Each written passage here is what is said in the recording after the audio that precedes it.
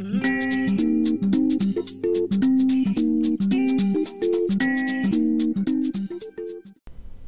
Sobat Neo, apa kabar? Selamat datang kembali di Neo Channel bersama saya Ki Anom. Kita akan melanjutkan kembali pembahasan materi kita mengenai belajar Cogniter 4. Pada materi kali ini kita akan mencoba membuat sebuah fitur login pada aplikasi toko buku kita. Nah, biasanya ketika kita membuat fitur login, kita membuat fiturnya itu satu persatu ya. Kita membuat form login, kita buat juga sendiri mengenai registernya. Nah, fitur login yang akan kita gunakan, kita nanti akan memanfaatkan sebuah library yang sudah ada dan support untuk Cogniter 4. Untuk nama library-nya adalah Meetout. Dimana untuk library ini dapat mempermudah kita dalam membuat fitur login secara mudah dan lengkap. Nah, kita pahami terlebih dahulu apa itu library Meetout. Meetout itu adalah sebuah library pihak ketiga yang dapat digunakan untuk membantu developer dalam membuat sistem login yang lengkap dan mudah. Nah, untuk Meetout ini dikembangkan oleh seseorang bernama Lonnie Ezel. Di mana untuk Lonnie Ezel ini, dia adalah seseorang yang terlibat dalam pengembangan Cogniter 4. Oleh karena itu, karena Lonnie Ezel dia terlibat dalam pengembangan Cogniter 4, library Meetout ini didukung dan support jika kita menggunakan dan terapkan di dalam Cogniter 4. Nanti kita akan coba belajar bagaimana cara menerapkan library Meetout ini ke dalam project Cogniter 4 kita, yaitu project toko buku. Nah, fitur-fitur apa saja yang disediakan oleh Meetout ini? Yang pertama, jelas ada login dan register. Nanti kita cukup install library Meetout ini ke dalam project toko buku kita. Nanti kita sudah dapat menggunakan beberapa fitur yang sudah disediakan oleh Meetout, yaitu login dan register. Jadi kita tidak lagi membuat fitur tersebut mulai dari nol. Kita nanti cukup atau tinggal menggunakannya saja. Lalu yang kedua ada namanya User Access Level. Mungkin untuk teman-teman tidak asing mengenai istilah RBAC, Role Based Access Control. Lalu fitur yang ketiga ada Role Management. Di mana untuk Role Management ini nanti akan mendukung fitur untuk access level ini. Jadi setiap user itu pasti kan memiliki yang namanya role. Masing-masing role itu memiliki akses sendiri-sendiri. Nah, nanti kita akan mengaturnya di dalam fitur Role Management ini.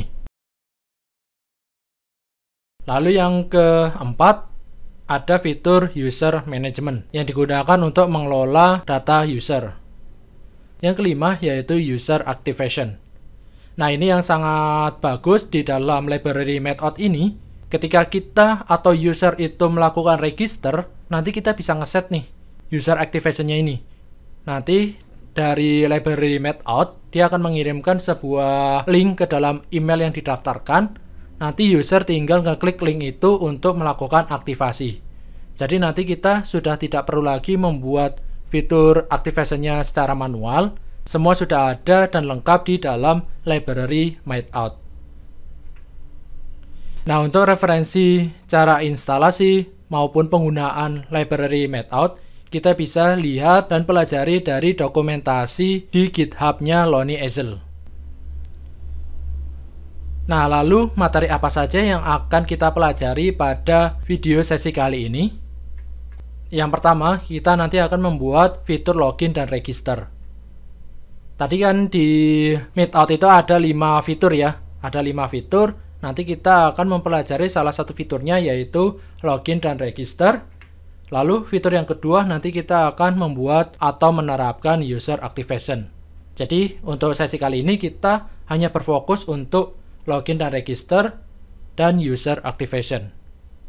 Nah, untuk fitur-fitur yang lain kita akan bahas lebih lanjut di materi selanjutnya ya. Nanti akan kita buat di dalam video yang terpisah.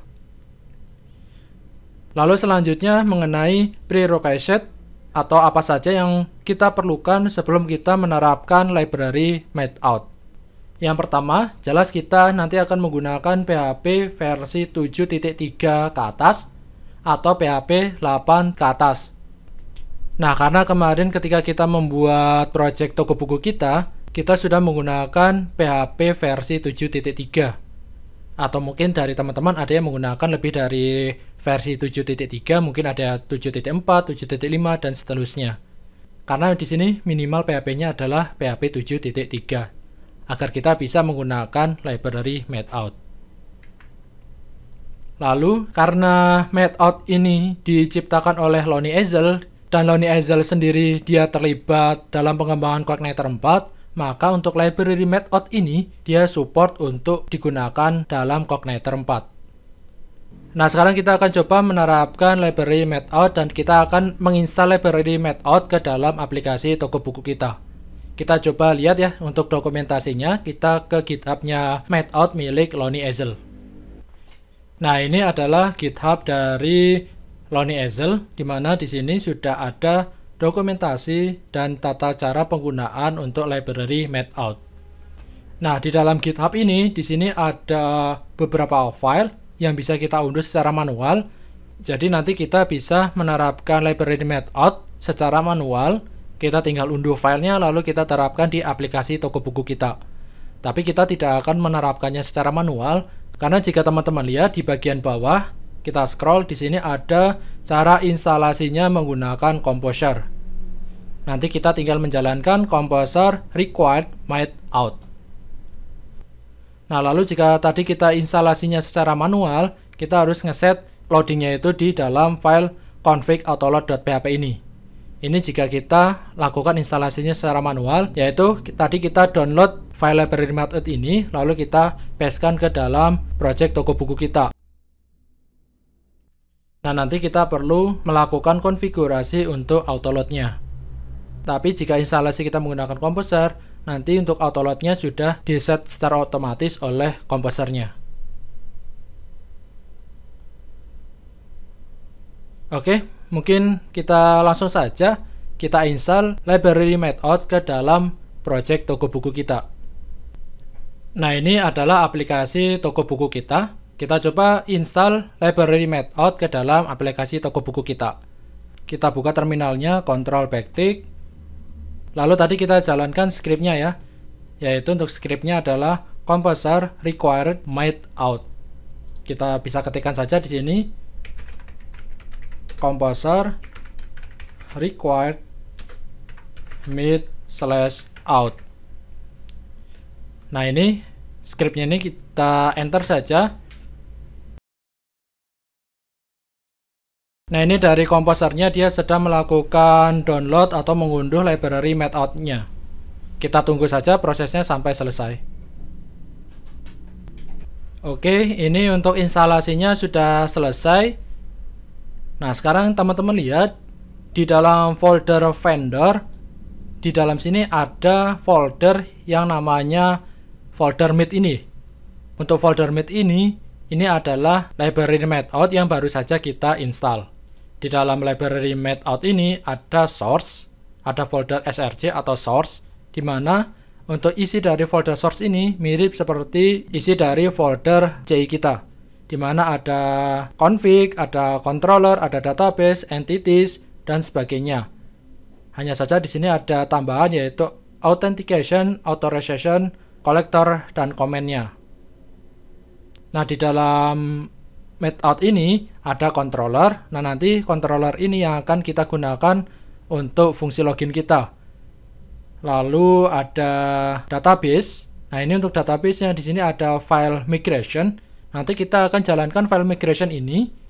Karena di dalam file migration ini nanti kita akan membutuhkan beberapa tabel seperti tabel user, lalu tabel group, tabel permission, dan lain sebagainya. Nanti ada beberapa tabel yang akan kita gunakan ketika kita menggunakan Matout ini. Nah, sekarang kita coba kembali ke dokumentasi dari Matout di GitHub-nya Lonnie Ezel ya. Kita kembali, kita scroll ke bawah. Ini adalah bagian konfigurasi, lalu ada overview. Nah, kita scroll ke bawah, di sini ada ini ya, ada konfigurasi untuk strong password. Nah, ini jika kita ingin menggunakan strong password, kita dapat menerapkan konfigurasi validation rules ini ya. Dengan kita menerapkan konfigurasi validation rules ini, nanti untuk CI-nya atau library Matout-nya ini akan ngecek apakah password yang telah diinputkan user itu kuat atau tidak. Jika tidak, nanti akan muncul peringatan untuk meminta user untuk menginput kembali password yang kuat. Nah, kita akan tambahkan validasi untuk strong password ini. Ini untuk scriptnya bisa kita copy saja yang validation rules ini. Kita copy. Lalu kita ke project toko buku kita. Kita ke bagian config yang ada di app. Lalu kita cari file yang namanya validation. Ini ya untuk file validationnya. Ini untuk terminalnya mungkin bisa kita close saja, Ctrl backtick.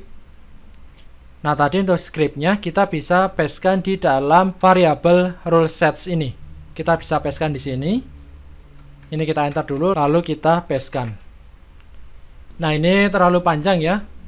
Kita bisa melakukan hal yang sama seperti konfigurasi yang lainnya, seperti rules, format rules, file rules, dan credit card rules.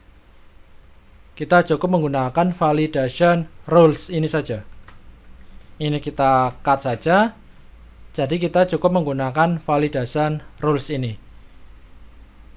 Nah, karena kita cukup menggunakan validation rules ini, di atas ini kita tambahkan juga ya, yaitu use, lalu kita pastekan ini. Validation rules ini ya. Jadi seperti ini. Ini untuk slash-nya kita hapus saja.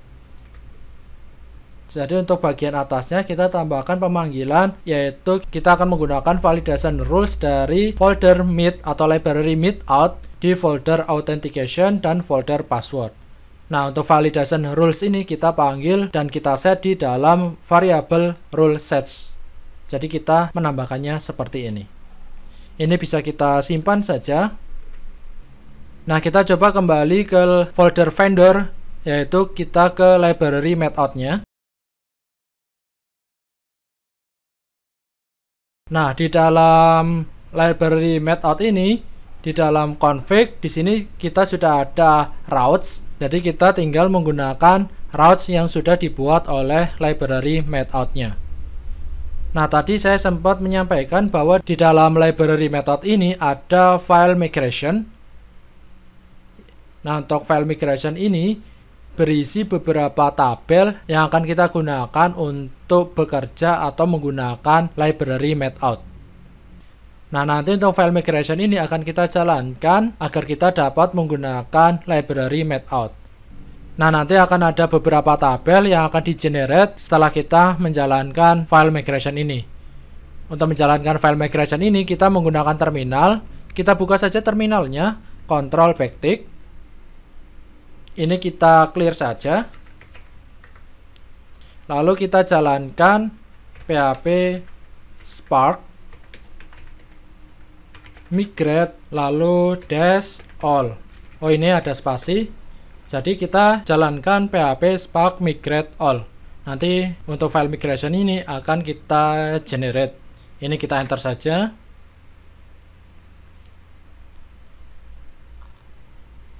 Nah, ini kita tunggu proses migration-nya. Ini untuk tabelnya sedang di-generate.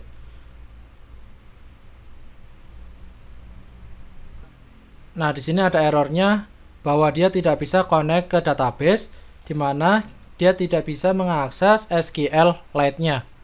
Nah, ini biasanya ada extension di dalam CrossM yang harus kita aktifkan. Nah, sekarang kita coba aktifkan. Kita jalankan CrossM-nya. Nah, sebelumnya kita sudah menjalankan Apache dan MySQL-nya. Nah, untuk mengaktifkan extension-nya kita bisa pilih config, lalu kita pilih php.ini. Nah, ini kita cari saja, Ctrl F, lalu kita cari SQLite 3. Kita find. Nah, ini ya. Ini untuk SQLite 3-nya. Nah, di sini untuk extension-nya masih ada titik komanya. Ini kita hapus. Berarti untuk SQLite 3-nya sudah diaktifkan. Ini bisa kita simpan. Kita close saja. Lalu kita coba jalankan kembali ya. Ini kita clear dulu. Lalu kita panah ke atas. Kita jalankan kembali php spark migrate all. Kita enter. Nah, ini ada keterangannya done migration. Berarti untuk migrasinya sudah berhasil kita lakukan. Nah, sekarang kita coba buka PHP MyAdmin kita. Localhost/php MyAdmin. Kita ke database toko buku. Nah, jika kita berhasil melakukan migration, di sini ada beberapa tabel baru, yaitu tabel out dan tabel users. Nah, nanti tabel-tabel ini yang akan kita gunakan ketika kita menerapkan library MathOut. Nah, ini untuk cross M-nya bisa kita close saja. Nah, sekarang kita akan melakukan konfigurasi agar kita dapat menggunakan fungsi login dan registernya. Kita kembali ke dokumentasinya di GitHub. Ini kita scroll ke bawah. Lalu di bagian bawah sini ada restricting by route. Nah, ini kita lakukan konfigurasi ini, kita tambahkan konfigurasi ini, nanti kita akan menggunakan login filter, role filter, dan permission filter. Nah, kita tambahkan 3 baris script ini ke dalam file filters.php di dalam application config. Ini bisa kita copy saja. Lalu sekarang kita kembali ke VS Code-nya. Kita ke atas. Nah, ini ya, kita ke app, lalu kita ke config, lalu kita masuk ke filters. Ini ya. Di dalam filters ini kita tambahkan di bagian aliases. Nah, ini kita tambahkan di sini. Aliases ini kita pastekan. Oke, ini sudah kita paste. Ini untuk terminalnya bisa kita close saja, Ctrl backtick. Kita simpan. Oke, sekarang kita kembali ke dokumentasinya. Kita scroll lagi ke bawah. Nah, di sini ada global restriction. Kita bisa melakukan set di dalam variable filters maupun di dalam variable globals. Nah, jika kita menggunakan variable filters, nanti di sini kita bisa ngeset fungsi login kita harus dilakukan ketika kita mengakses routingnya apa. Jadi kita ngeset routing tertentu yang membutuhkan fungsi login. Jadi intinya seperti itu. Nah, di sini contohnya ketika kita mengakses account, before account berarti sebelum kita mengakses account, kita harus login ke dalam aplikasi. Nah, ini bisa kita tambahkan. Selain account, kita bisa tambahkan routing yang lainnya, kita pisahkan dengan koma. Nah, bedanya jika kita menggunakan variabel global, kita tambahkan login di dalam before ini. Nah, nanti untuk semua routingnya, ketika kita mengakses sebuah routing, dibutuhkan login terlebih dahulu. Nah, sekarang kita coba set di dalam variabel global terlebih dahulu ya. Kita kembali ke VS Code, ke file filters.php. Kita scroll ke bawah. Nah, ini ya tadi ya, ada variabel global dan di bawah ini ada variabel filters. Nah, kita gunakan yang global terlebih dahulu. Kita enter saja. Di dalam before ini, kita tambahkan yaitu login. Kita simpan. Lalu sekarang kita coba jalankan aplikasi toko buku kita. Kita buka terminal, Ctrl backtick. Kita clear saja. Lalu kita jalankan PHP Spark Serve.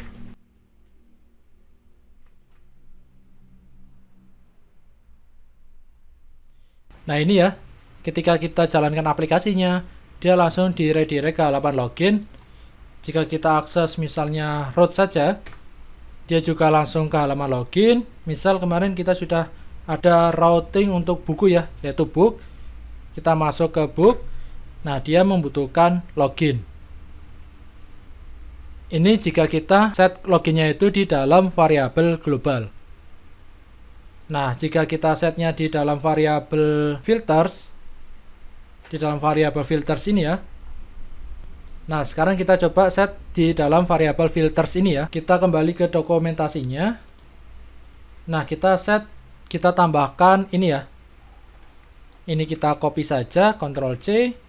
Lalu kita masukkan di dalam filters ini. Kita pastekan. Kita akan melakukan login sebelum kita mengakses misalnya controller book. Oke, kita simpan. Lalu kita coba refresh. Misal kita akses root ya. Oh, ini masih login ya. Kita matikan dulu yang di global. Kita komen saja Ctrl/. Kita simpan, lalu kita coba refresh kembali. Kita akses root. Nah, dia masuk ke halaman beranda ya. Jika kita akses galeri, dia bisa masuk. Kita akses supplier, dia bisa masuk.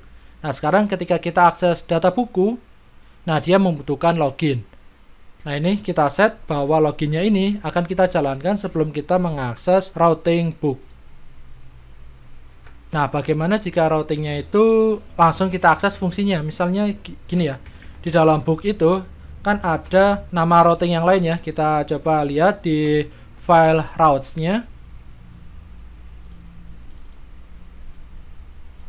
Di file routes-nya itu ada untuk buku itu ada misalnya di sini ya.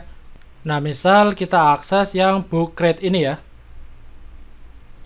Kita akses /book crate. Kita enter. Nah, ini untuk book crate-nya bisa kita akses ya. Nah, agar book crate ini tidak bisa kita akses, jadi butuh login terlebih dahulu sebelum mengakses form tambah buku ini. Di filter ini kita tambahkan juga untuk book crate-nya ya. Kita tambahkan yaitu book crate. Seperti ini. Kita simpan. Lalu kita coba refresh kembali. Nah, maka dari itu dia membutuhkan login. Nah, jika kita melakukannya di filters, berarti kita ngeset routingnya itu satu persatu. Nah, mungkin memang membutuhkan waktu yang lama ya. Nah, kita buat saja di globalnya saja ya. Ini bisa kita komen, Ctrl/, lalu kita aktifkannya di global. Kita aktifkan lagi untuk loginnya, Ctrl/. Kita simpan. Ini untuk terminalnya kita close saja, Ctrl backtick. Lalu kita kembali. Nah, ini ketika kita mengakses semua routing, misalnya tadi book crate, maka dia membutuhkan login terlebih dahulu. Nah, sekarang kita coba kembali ke VS Code-nya. Kita ke vendor. Kita cek di dalam config, lalu out ini. Nah, di dalam config out ini, di sini ada beberapa konfigurasi. Misalnya ini ya. Nah, ini ada public views. Nah, ini kita bisa lakukan customisasi untuk form loginnya. Nah, di sini untuk form loginnya kita akses dari /out di folder view login. Untuk registernya juga, forgot passwordnya juga ya. Nah, ini untuk loginnya kita bisa ubah, kita bisa arahkan ke form yang kita buat sendiri atau ke form yang kita inginkan ya. Lalu di sini ada layoutnya. Nah, ini untuk layout yang digunakan di dalam login dan registernya. Nah, untuk valid fields ini nanti kita bisa login itu berdasarkan apa? Nah, di sini ada berdasarkan email dan username. Jadi kita bisa login dengan memasukkan email dan username. Nah, jika email saja, maka username-nya ini bisa kita hapus. Begitu juga sebaliknya. Jika kita ingin username saja, maka emailnya bisa kita hapus. Lalu kita scroll ke bawah lagi. Nah, di sini ada personal fields. Nah, ini akan kita gunakan ketika kita melakukan registrasi ya. Kita coba cek. Nah, di dalam method ini, di dalam login ini ada need an account. Nah, ini untuk form registrasinya. Nah, untuk form registrasinya di sini kan secara default itu ada email, username, dan password. Misal kita ingin menambahkan untuk first name, last name, atau keterangan lainnya ya.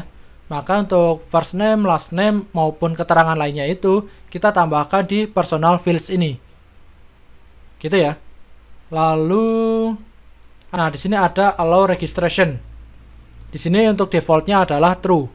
Allow registration ini digunakan jika kita ingin mengaktifkan fitur registrasi. Nah, jika kita false, maka untuk fitur registrasi tidak bisa kita akses. Ini kita simpan. Kita coba refresh ya. Nah, ini untuk fitur registrasinya tidak bisa diakses ya. Ini untuk mematikan fitur registrasi. Kita kembalikan saja ke true. Kita refresh lagi. Nah, ini untuk registrasinya bisa jalan lagi ya. Lalu ke bawah. Nah, di sini ada require activation. Nah, ini digunakan untuk melakukan aktivasi email ya. Jadi ketika user melakukan registrasi, nanti akan dikirimkan link aktivasi, nanti user tinggal melakukan aktivasi. Ini untuk defaultnya aktif ya. Jika kita tidak ingin mengaktifkan, kita bisa ubah menjadi seperti ini ya, required activation, kita bisa ubah menjadi 0. Di sini keterangannya kita bisa melakukan string dan 0. Lalu yang di bawah ini bisa kita komen saja Ctrl/. Nah, begitu juga untuk yang activation resetter ini. Ini digunakan untuk forgot password. Ini adalah fitur untuk reset password ya. Mungkin ini bisa kita matikan. Jika kita matikan, kita ubah nilainya menjadi 0. Yang bawah kita komen saja. Lalu di sini ada allow remembering. Jadi kita bisa melakukan fitur ingat saya atau remember me. Nah, di sini untuk remembernya bisa kita set berapa lamanya. Nah, di sini lama fitur remember me ini aktif adalah 30 hari. Lalu kita scroll ke bawah. Nah, ini untuk hash algoritmanya kita menggunakan password default.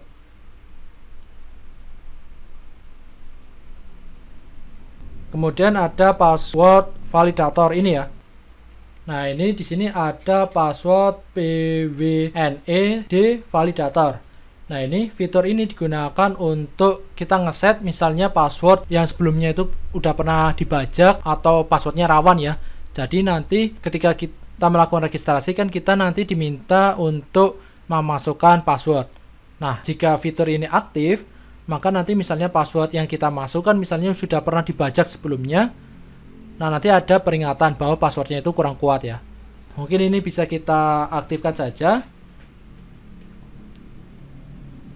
Oke, mungkin untuk sementara itu dulu ya untuk konfigurasi yang kita aktifkan. Ini bisa kita simpan. Lalu sekarang kita coba lakukan registrasi agar kita dapat login ke dalam aplikasi. Kita kembali ke browsernya. Ini kita refresh saja. Lalu kita coba registrasi ya. Nah, ini karena tadi fitur activation-nya kita nonaktifin, untuk emailnya kita bisa masukkan asal, misalnya admin@mail.com. Tapi nanti jika ada fitur aktivasi, email yang kita masukkan itu harus email yang aktif ya. Lalu untuk username-nya misalnya admin. Lalu untuk password misalnya admin gitu ya. Repeat password-nya misalnya admin. Nah, ini kan untuk admin sangat simpel ya. Kita bisa register. Nah, di sini ada keterangan bahwa password harus 8 karakter atau lebih. Nah, misal untuk passwordnya 123456778. Untuk repeat passwordnya sama 123456778. Kita register lagi. Nah, ada keterangan juga di sini password mustn't be a common password. Oke, kita coba password yang lain ya. Misalnya admin1234. Admin1234. Kita coba register. Nah, di sini masih ada keterangan errornya lagi ya. Mungkin kita coba cari password yang lebih aman ya. Misalnya RHS, ini kapital semua. Lalu banget kita gunakan huruf kecil. RHS banget. Seperti ini ya. Lalu kita coba register. Nah, di sini untuk registrasinya sudah berhasil ya. Jika kita lihat di database ke tabel users, nah di sini sudah ada user baru yaitu untuk username-nya adalah admin. Nah, sekarang kita coba login menggunakan email tadi yaitu admin@mail.com atau kita bisa gunakan username yaitu admin. Kita bisa gunakan username saja ya yaitu admin. Lalu untuk passwordnya RHS banget. Kita coba login. Nah, loginnya berhasil ya. Ketika kita berhasil login, di sini kita sudah bisa mengakses semua fiturnya. Jadi seperti itu ya, teman-teman. Oke, kita sudah berhasil login. Nah, lalu untuk logoutnya bagaimana? Untuk logoutnya nanti kita tambahkan di sini ya. Kita aktifkan fungsi logout yang ada di top bar ini. Kita bisa ke file view-nya, kita ke template, ke view, layout, lalu ke top bar. Nah, di sini kita akses href-nya itu apa ya? Nah, untuk href-nya itu kita tambahkan yaitu logout. Seperti ini. Ini kita simpan, lalu kita coba refresh, lalu kita coba jalankan logout.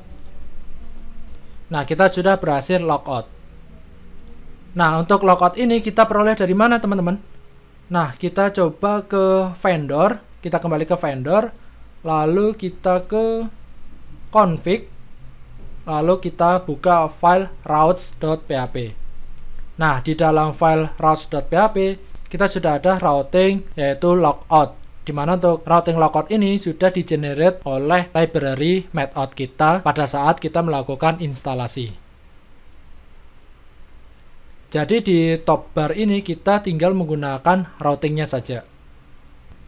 Kita coba login lagi menggunakan email misalnya ya, admin@mail.com.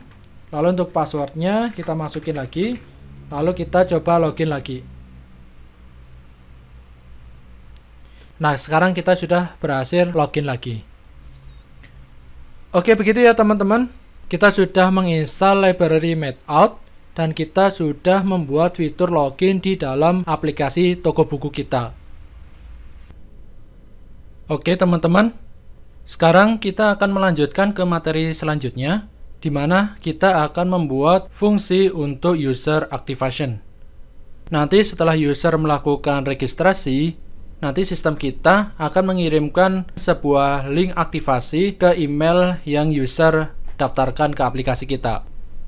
Nah, kita masih memanfaatkan fitur yang ada di dalam library methout. Nah, sekarang kita kembali ke VS Code kita. Ini untuk tabnya bisa kita close semua saja.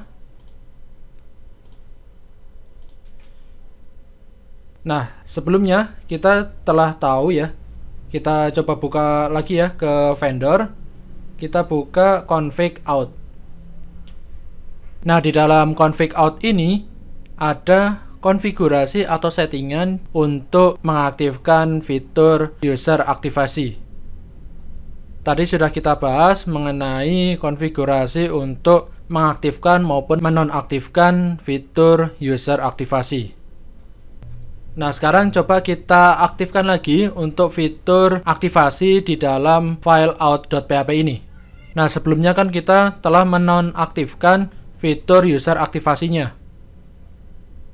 Untuk user aktivasi, tadi kita menggunakan yang namanya ini ya, required activation.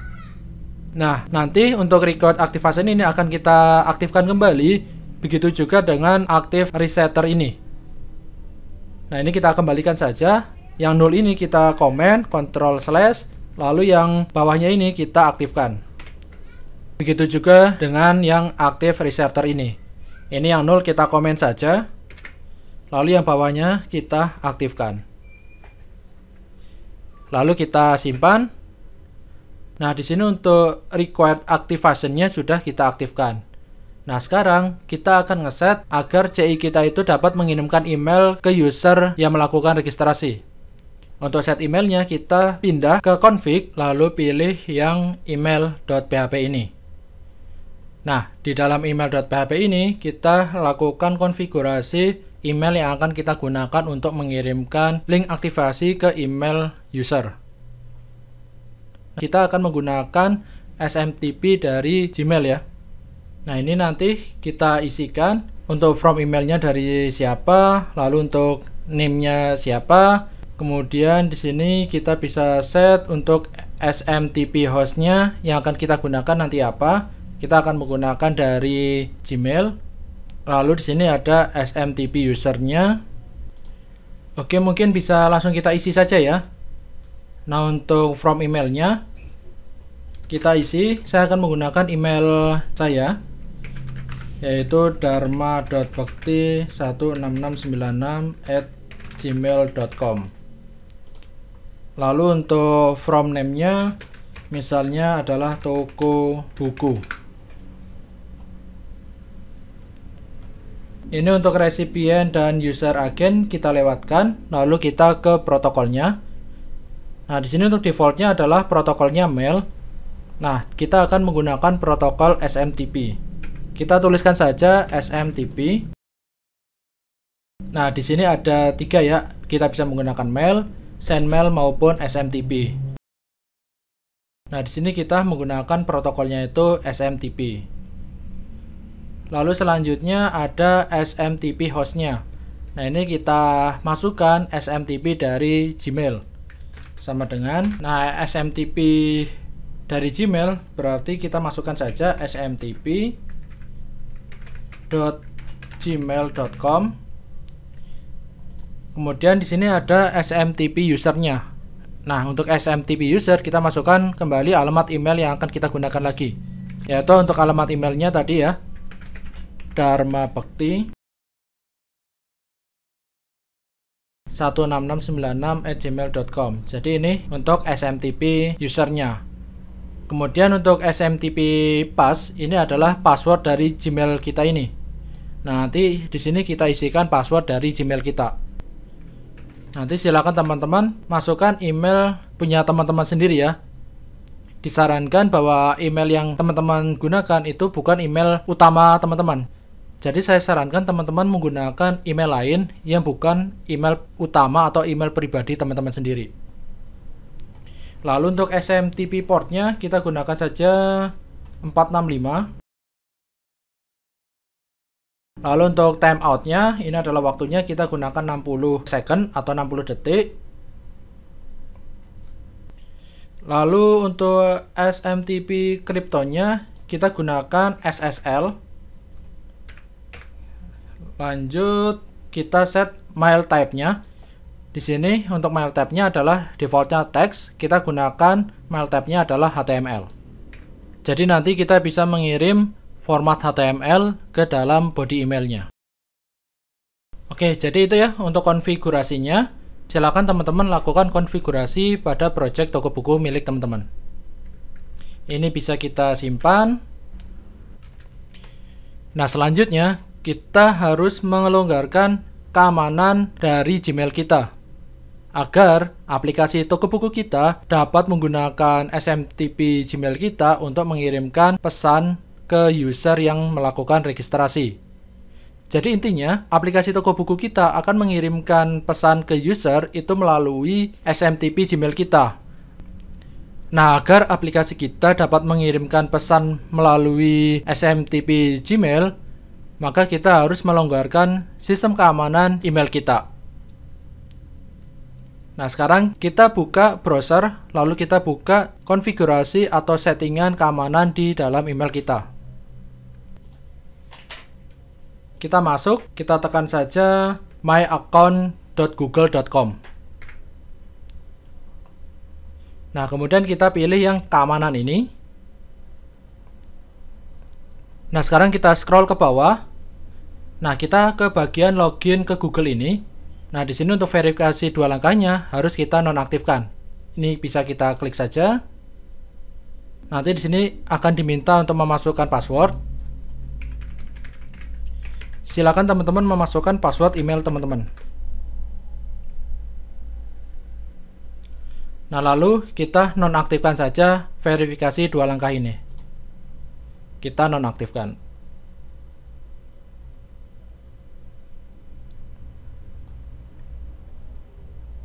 Nah, sekarang untuk bagian login ke Google ini, keduanya sudah nonaktif ya. Nah, sekarang kita scroll ke bawah lagi, kita cari akses aplikasi yang kurang aman ini. Pastikan untuk akses aplikasi yang kurang aman ini kita aktifkan. Jadi kita mengizinkan dan melonggarkan keamanan di Gmail kita. Nah, ini bisa kita aktifkan. Ini sebelumnya nonaktif, ini bisa kita aktifkan. Jadi kita mengizinkan pengaksesan kurang aman ke dalam Gmail kita.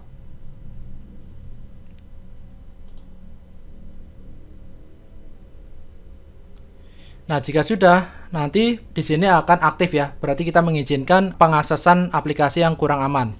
Nah, kenapa tadi saya menyarankan teman-teman menggunakan email lain yang bukan email utama milik teman-teman? Nah, karena ini ya, dengan kita mengaktifkan aplikasi kurang aman ini, pengaksesan kurang aman ini, maka email teman-teman menjadi lebih rawan ya. Jadi untuk keamanannya itu menjadi berkurang. Nah, maka dari itu tadi saya menyarankan silakan teman-teman menggunakan email yang bukan email utama teman-teman atau email yang sering teman-teman gunakan ya. Nah, sekarang kita coba apakah aktivasinya itu dapat berjalan dengan lancar. Kita dapat mencobanya dengan melakukan registrasi user baru. Kita kembali ke form registrasi, mungkin kita logout saja ya. Nah, kita kembali ke form registrasi. Nah, kita daftarkan user baru dan kita masukkan di sini email yang aktif ya. Misal untuk email aktifnya, saya gunakan email yang sama saja nggak masalah. Lalu untuk username-nya, misalnya Kianom. Lalu untuk passwordnya, saya menggunakan password yang sama seperti yang saya gunakan sebelumnya. Nah, jika sudah, kita pilih register. Oke, nah di sini ada pesan, silakan konfirmasi your account dengan mengeklik link aktivasinya yang telah dikirimkan ke email yang tadi didaftarkan. Nah, jika kita belum melakukan aktivasi, jika kita login, ini kita belum bisa login ya. Misal kita login menggunakan username yang baru saja kita daftarkan. Nah, kita login di sini dia belum bisa login karena kita belum melakukan aktivasinya. Nah, sekarang kita buka Gmail kita lakukan aktivasinya ya. Kita akses gmail.com. Di sini ada pesan ya. Nah, di sini kita dapat ngeklik active account ini. Nah, ini tadi kita set untuk namanya adalah toko buku. Untuk emailnya adalah dharma.bekti16696@gmail.com. Nah, karena tadi email yang saya gunakan untuk register menggunakan email yang sama, jadi hasilnya seperti ini. Tapi dia tetap dapat mengirimkan link aktivasi ini ya. Ini untuk linknya bisa kita klik saja, aktif account ini, kita klik. Nah, maka di sini nanti akan ada pesan welcome aboard, please login with your new credential. Nah, ini berarti kita sudah melakukan aktivasi. Nah, sekarang kita coba login. Kita masukkan username-nya adalah Kianom. Lalu kita masukkan passwordnya yang tadi kita masukkan ya. Kita login. Nah, kita sudah dapat masuk ke dalam aplikasi. Oke, begitu ya teman-teman. Mungkin untuk materi kali ini kita cukupkan sampai di sini. Kita sudah belajar bagaimana menerapkan dan membuat fitur login dan register, serta baru saja kita telah membuat fitur user activation menggunakan library Meetout. Semoga apa yang saya sampaikan dapat dipahami dan dapat diikuti oleh teman-teman semua. Semoga materi ini bermanfaat. Kita jumpa lagi di materi selanjutnya. Saya Kianom undur diri dan salam coding.